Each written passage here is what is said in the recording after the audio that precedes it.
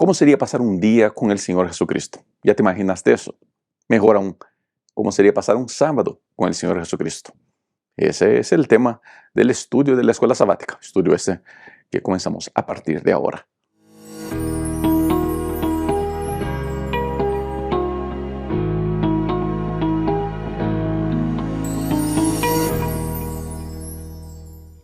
¿Cómo está usted? ¿Todo bien? Mira, qué gusto recibirte aquí en mi canal. Soy Rubén Bullón. Este video es el estudio de la lección de la escuela sabática, lección número 2, que trae como título Un día en el ministerio de Jesús. Y el verso para memorizar, usted acompaña en pantalla. Y les dijo, vengan en pos de mí y los haré pescadores de hombres. Marcos capítulo 1, verso 17. El estudio de esta semana es muy interesante. Vamos a hablar sobre un día en la vida del Señor Jesucristo.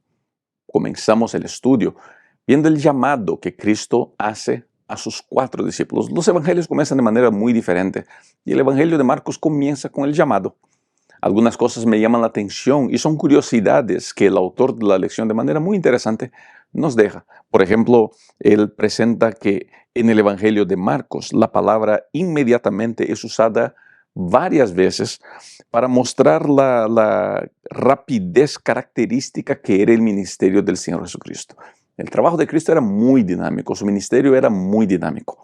Así que varias veces en el Evangelio según San Marcos encontraremos la expresión rápidamente. Otra cosa que me llamó la atención en el comienzo de la lección es que el Señor Jesucristo nunca llama al ministerio gente que no está haciendo nada. Es muy común mensajes que yo recibo de personas diciendo así, pastor, yo quisiera hacer más por Cristo, pero no me hace falta tiempo. Yo tengo mi trabajo, yo tengo mi familia. Y esa es una característica de los llamados que Cristo hizo a personas en la tierra. Todas ellas estaban ocupadas en algo. ¿Está bien? Esperar desocuparme para servir a Cristo no es funcional, no es real. Nosotros servimos a Cristo en medio a todas las cosas que hacemos en nuestra vida, porque aquí está el punto. Servir a Cristo no es alejarme de la vida, y sí es permitir que mi vida sea inundada por la influencia maravillosa del Señor Jesucristo. Segunda cosa, es que el llamado de Cristo siempre es la acción y nunca es a la vacancia. El llamado de Cristo es siempre a hacer algo, a trabajar por Él, a alcanzar gente por Él, en las muchas maneras. La lección de esta semana está muy interesante para dialogarnos en cuestiones, por ejemplo, del trabajo de la iglesia con la comunidad y los cuidados que deberíamos tener de no ir a un extremo o a otro. El estudio de esta semana está bastante interesante y se le recomiendo a usted acompañar el folleto del estudio de la lección que se puede encontrar en la aplicación para teléfono, en las muchas plataformas y en muchos idiomas. Este estudio del Evangelio de San Marcos nos va a ayudar a entender una dinámica muy interesante de la vida del Señor Jesucristo. Así que lo invito a seguir conectado, ¿está bien?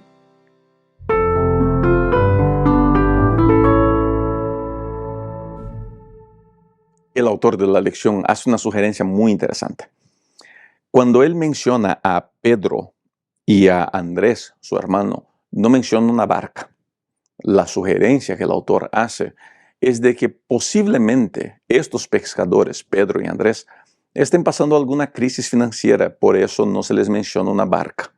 Aunque sabemos que ellos trabajaban con Juan y con Jacobo, entendemos que es posible que estén en una situación financiera más delicada.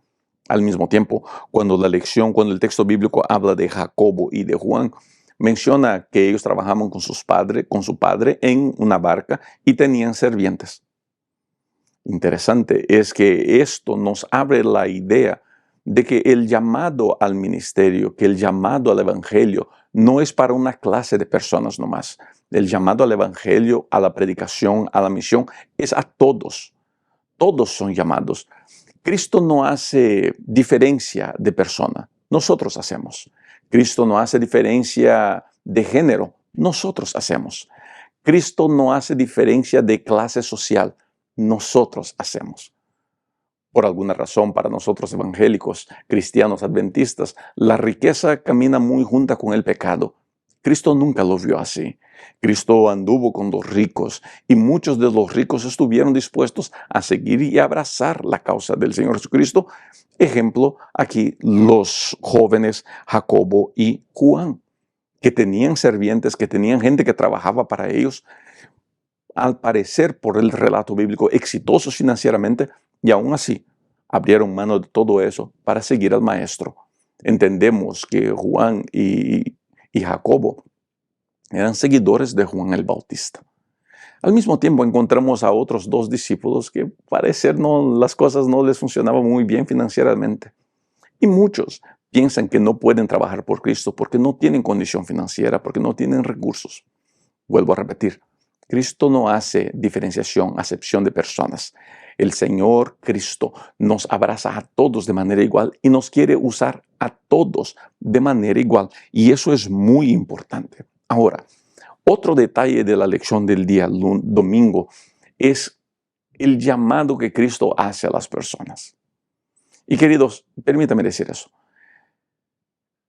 Al llamado del Señor Jesucristo existen solamente dos respuestas: sí o no.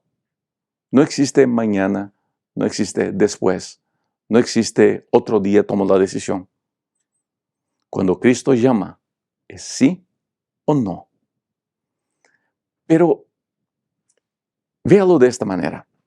No es el llamado del púlpito o un llamado en la predicación. Es todos los días. Cuando yo abro mis ojos al comenzar un día. Cuando yo salgo de mi cama y doy los primeros pasos. El llamado ahí está. El llamado de Cristo es 24/7. Es a todo momento. Cuando yo voy a comer, cuando yo salgo a trabajar, cuando yo voy a las batallas de la vida, yo estoy contestando, ¿qué hago de Cristo? ¿Estaré sirviendo o estaré rechazando? Recuerde, cuando usted prende la radio, cuando usted mira algo en la internet, cuando usted postea algo en la internet, cuando usted habla con las personas, como usted se relaciona con las personas, en todos estos momentos usted está contestando al llamado que Dios le está haciendo a usted. Y solamente existen dos respuestas: sí o no. Pero esas respuestas no es la iglesia que la va a contestar, no es el pastor que la va a contestar, es usted. Y permítame añadir esto, en la mayoría de las veces esa respuesta nadie jamás la conocerá a no ser usted. De ahí la importancia que la lección va a presentar en los próximos días de la oración y de la comunión con Dios. Solamente conectado a Cristo es que yo tendré condiciones de dar las respuestas correctas. Solamente conectado al Maestro es que yo tendré condiciones de decir sí cuando todo el mundo me invita a decir no. Hoy día yo te invito a decir sí. Yo te seguiré. Sí, Señor, yo estaré contigo. Y que esa sea la respuesta de todos nuestros días. ¿Qué tal si lo escribe en los comentarios una vez más? Yo decido seguir a Cristo. Que esta oración sencilla en los comentarios que usted va a escribir sea la oración no solamente del día de hoy, pero de toda tu vida. Yo decido seguir a Cristo. Y tomando esta decisión, la vida cobra un nuevo sentido. La existencia cobra un nuevo sabor.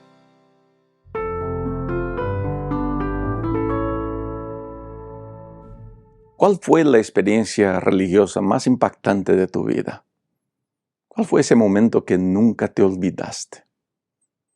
Yo he vivido algunos en mi ministerio.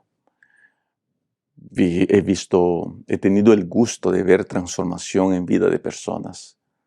He tenido el gusto de ver la entrega de personas a Dios. Bautismos que parecían imposibles. Pero en mi vida personal, como joven, adolescente, en el internato en Brasil, me acuerdo de momentos especiales que nunca se me olvidaron. Momentos donde con el coro cantaba, momentos donde con amigos tuvimos un encuentro con Cristo, momentos especiales. La lección va a hablar del día que Jesús fue a la sinagoga y mientras predicaba, un endemoniado saltó e intentó callar la predicación de Cristo. Y Cristo, de manera muy firme, no solamente manda que se calle, pero lo expulsa de ahí, lo saca de ese lugar. El autor de la lección nos lleva a imaginar cómo habrá sido esa experiencia, cómo habrá sido estar en presencia de Cristo en un culto. Y permítanme viajar por mi imaginación al hablar de este tema. Todos los sábados vamos a la iglesia.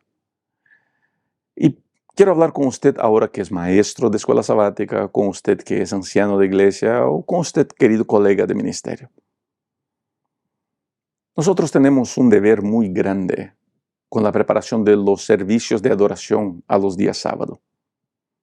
Quizás estoy hablando con el líder de una iglesia evangélica o el pastor de una iglesia evangélica.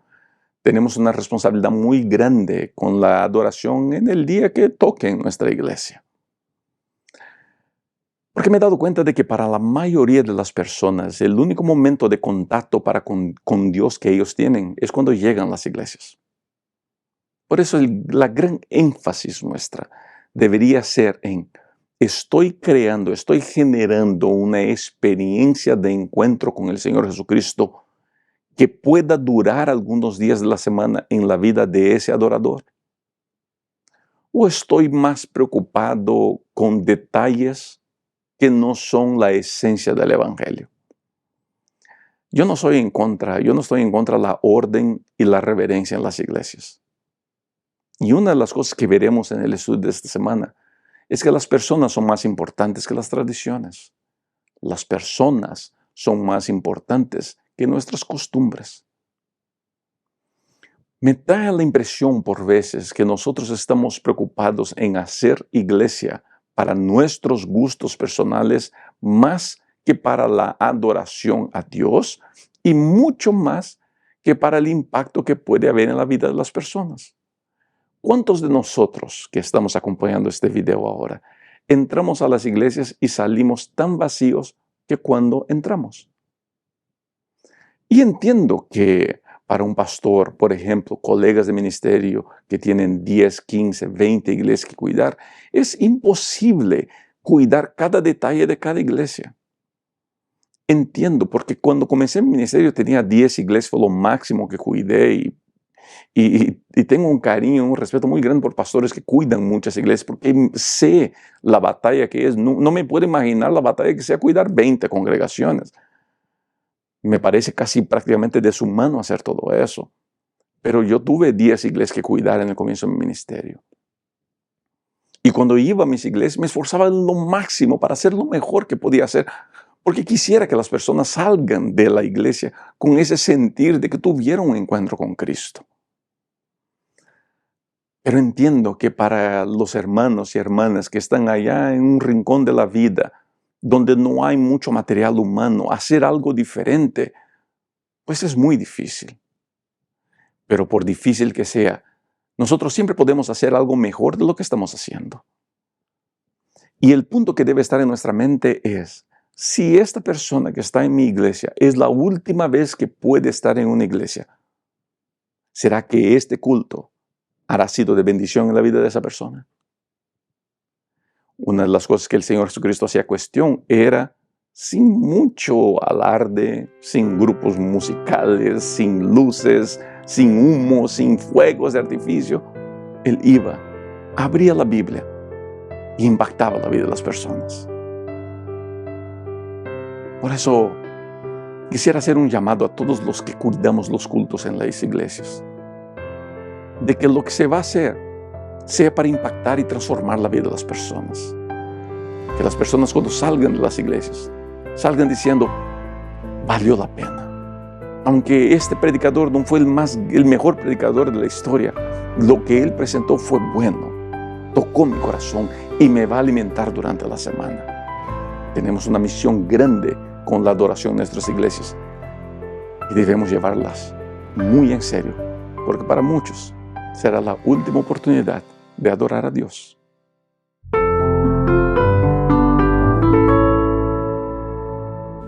La lección da seguimiento al día sábado del Señor. Cuando terminan la experiencia en la sinagoga, al parecer se dirigen a la casa de Pedro, donde la suegra de Pedro está enferma.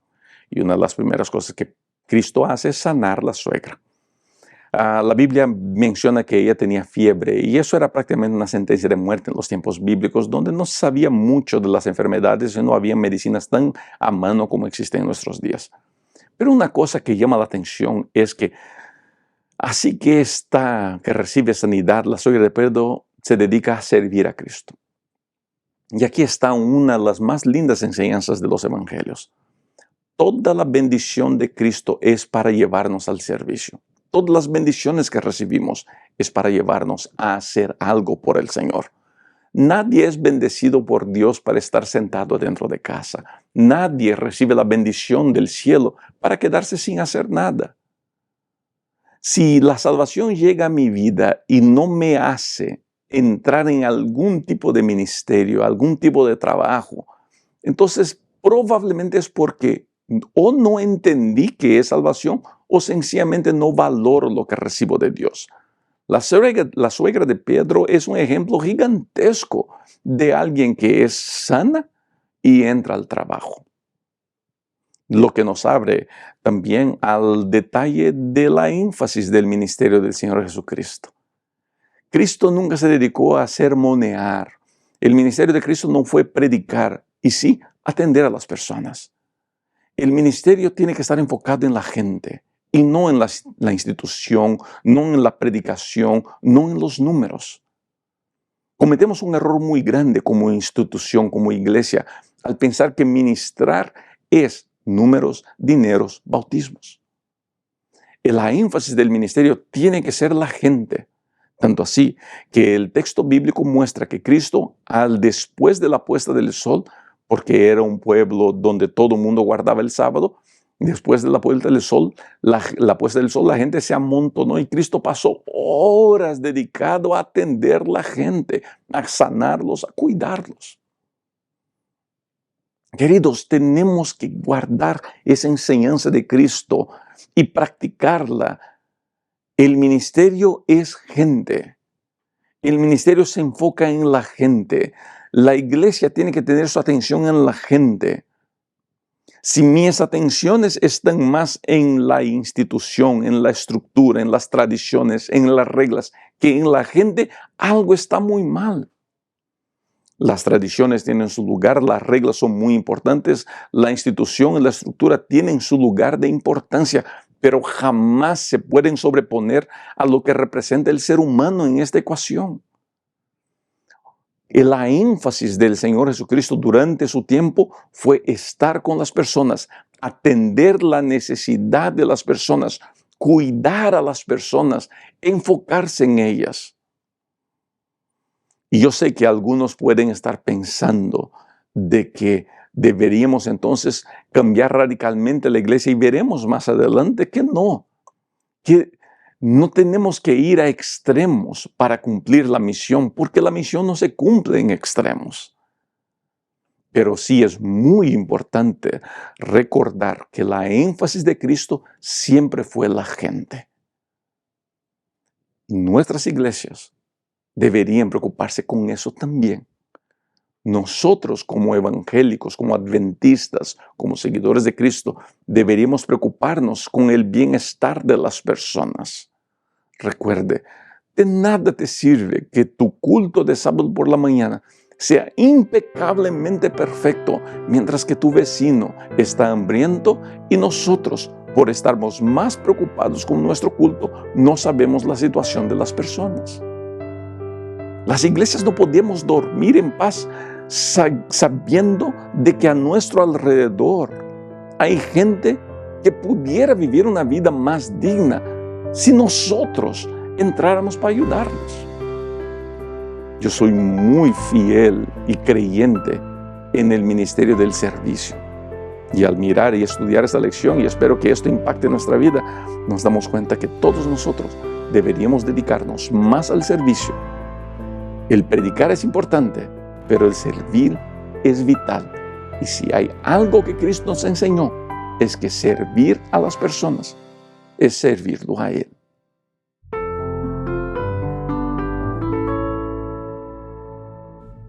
¿Cuál es el secreto del ministerio del Señor Jesucristo? Es injusto intentar apuntar un secreto. Es injusto querer decir que un ministerio exitoso depende de un aspecto nomás. Hay algunas cosas en el ministerio del Señor que nos muestran por qué su ministerio fue tan exitoso. Uno de ellos, que es una de las énfasis de la lección del día miércoles, es la vida de oración del Señor Jesucristo. El Señor dedicaba tiempo a la oración. El Señor dedicaba tiempo a la comunión con Dios, a comunión con el Padre. El texto bíblico presenta a Cristo despertándose muy temprano para estar en presencia del Señor. Hoy día la ciencia, los estudiosos, las motivacionales, muestran la importancia que existe en sacar tiempo para meditación personal. La Biblia habla de eso por miles de años, mostrando la importancia de la oración. Estar en silencio, escuchando la voz de Dios. Estar en silencio, en comunión con Dios. Ahora, tenemos que tener algunos cuidados para no transformar nuestra comunión con Dios en algo mecánico. La Biblia muestra que Cristo se despertaba muy temprano para orar. Pero al mismo tiempo la propia Biblia muestra que por veces el Señor pasaba toda la noche en oración. Queridos, la esencia de la vida cristiana es mi relación con Dios. Es estar conectado a la vida. Orar no es algo que yo hago y punto. Incluso el autor de la lección, de manera muy interesante, presenta la gramática griega diciendo que orar era una acción continua para el Señor Jesucristo. Eso quiere decir que comunión con Dios no es algo que yo hago a las 5 de la mañana hasta las 6 de la mañana. Comunión con Dios es algo que yo hago 24 horas al día. A través de una predicación, a través de un video en YouTube, a través de la música que escucho en mi auto. Este material que usted está mirando ahora es mi intento de ayudarlo en su comunión con Dios, de estar cada día más conectado con Él, más en presencia de Él. Queridos, no pensemos de que comunión con Dios es aislarnos para estar en oración durante toda una noche nomás. Quizá es importante una que otra oportunidad en la vida gastar más tiempo en oración, cuando la angustia es más grande, estar más tiempo en presencia de Dios, porque Él tiene promesas para eso, ¿no?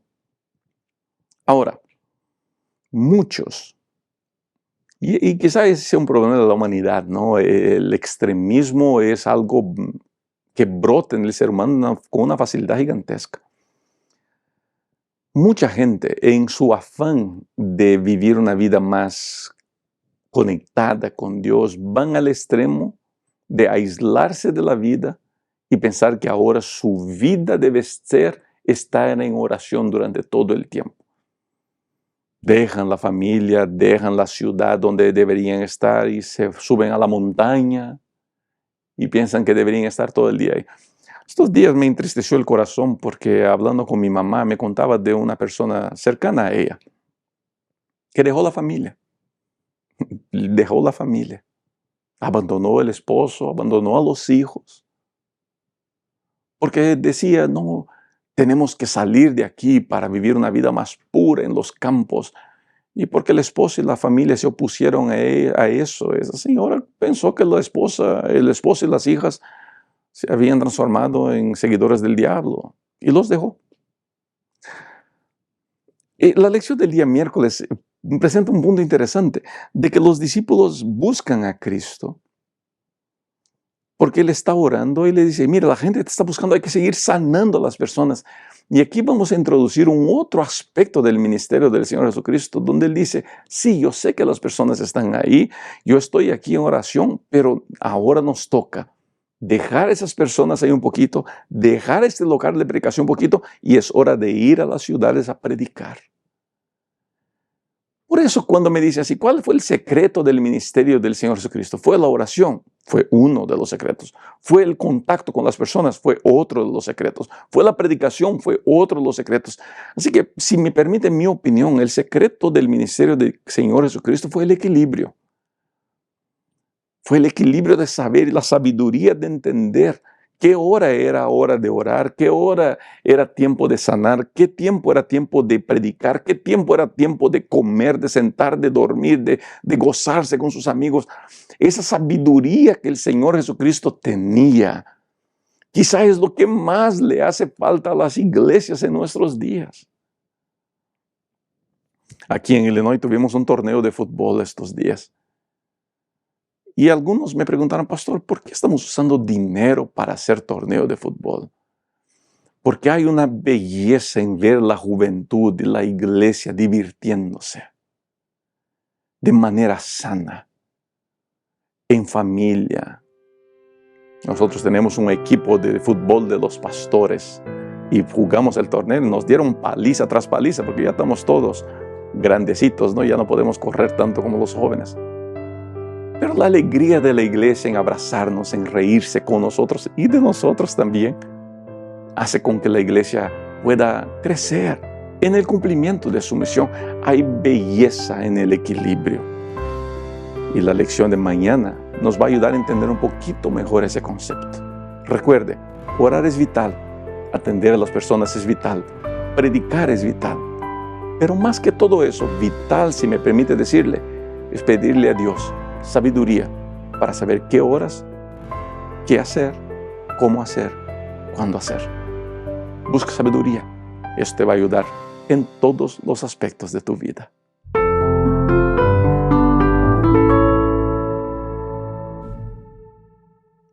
Una de las cosas lindas del Evangelio es que el Evangelio me alcanza donde estoy.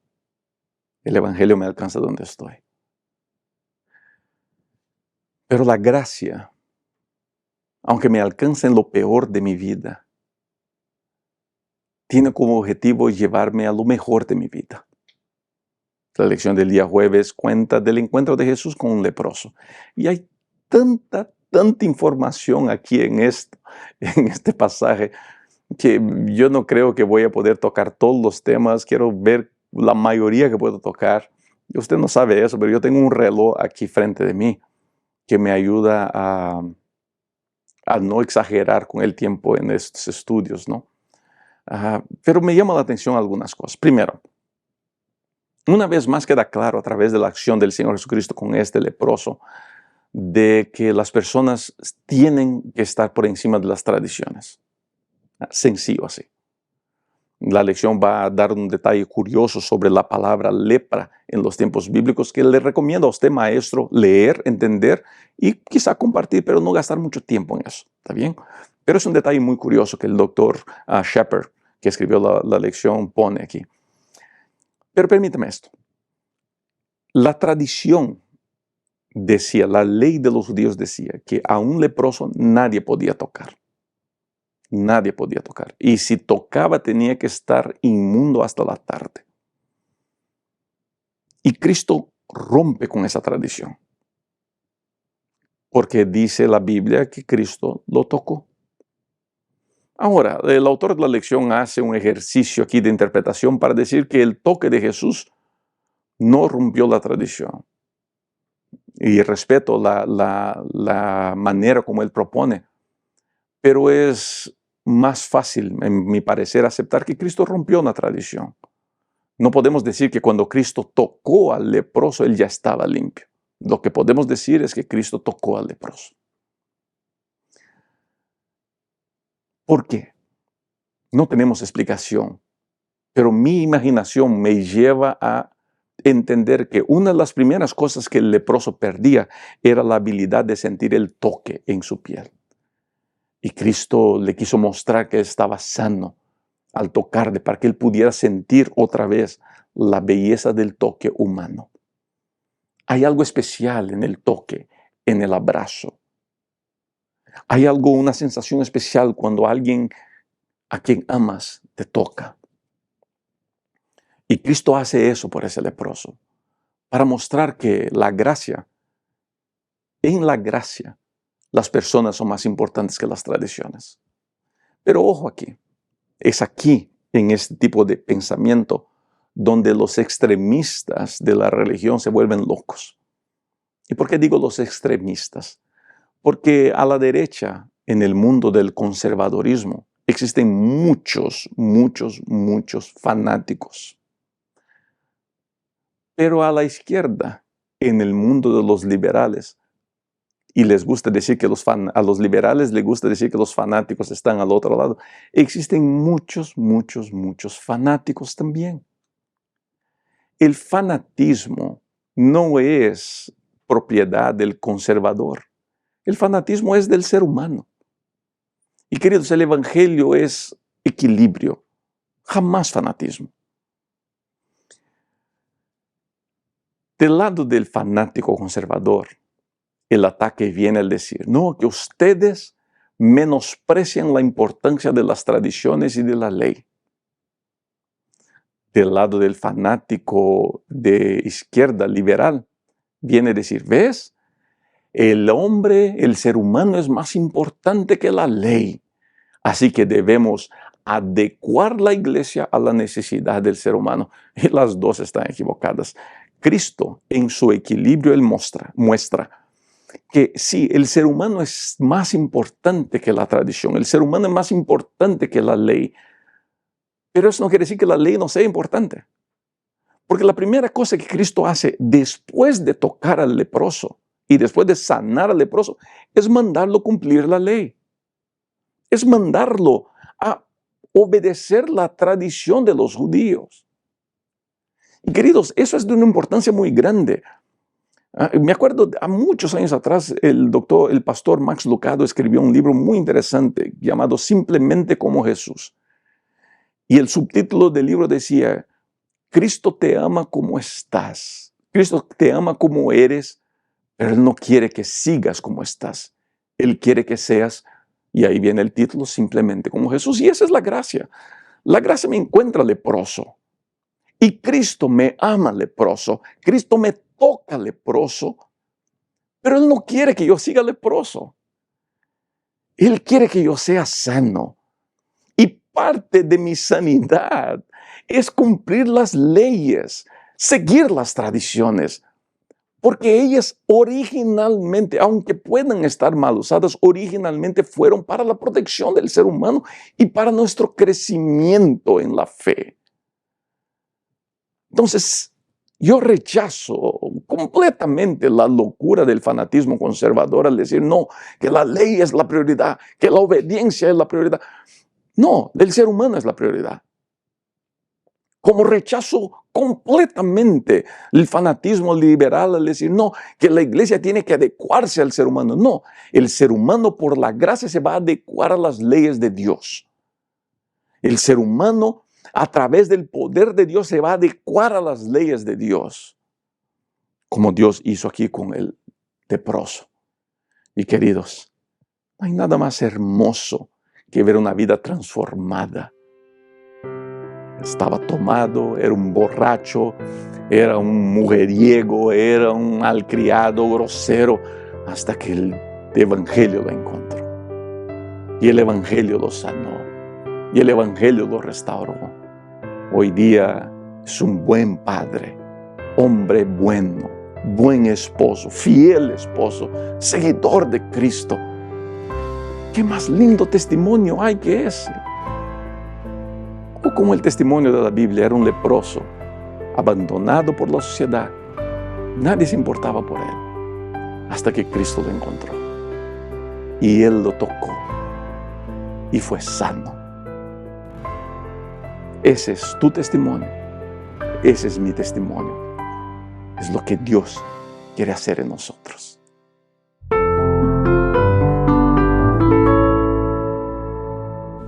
Llegamos al final del estudio y me encantó este estudio, de verdad. Me encanta estudiar la vida de Jesús y sacar lecciones de ahí. Y mi recomendación a usted, maestro de escuela sabática, a usted que es pastor, colega de ministerio, es no nos perdamos en los detalles. Hay una cosa interesante en esta lección que pues es escrita por un doctor en teología, estudioso, el doctor Shepard, es un tremendo estudioso. ¿Qué son los detalles, ¿no?, que él va poniendo para dar sabor al estudio? El detalle del griego, de las costumbres bíblicas, de los tiempos verbales. Todo eso es muy interesante porque nos ayuda a tener una visión más larga, más amplia de la vida del maestro. Pero si me permite, mi consejo siempre será, saque las lecciones. Saque lecciones. Las informaciones son buenas, pero las lecciones son transformadoras. ¿Me hago entender? Muy bien. Vamos a leer una cita del Espíritu de Profecía que está en la lección del día viernes y quiero comentar al final un poquito más. Ahora todo era confusión y alarma. La atención se desvió de Cristo y la gente ya no oyó sus palabras. Tal era el propósito de Satanás al conducir a su víctima a la sinagoga. Pero Jesús reprendió al demonio diciendo, cállate, sal de este hombre. Entonces el demonio derribó al hombre en medio de la gente y salió de él sin hacer ningún daño. Aquel que había vencido a Satanás en el desierto de la tentación se volvía a encontrar frente a frente con su enemigo. El demonio ejercía todo su poder para retener el control de su víctima. Perder terreno sería dar una victoria a Jesús.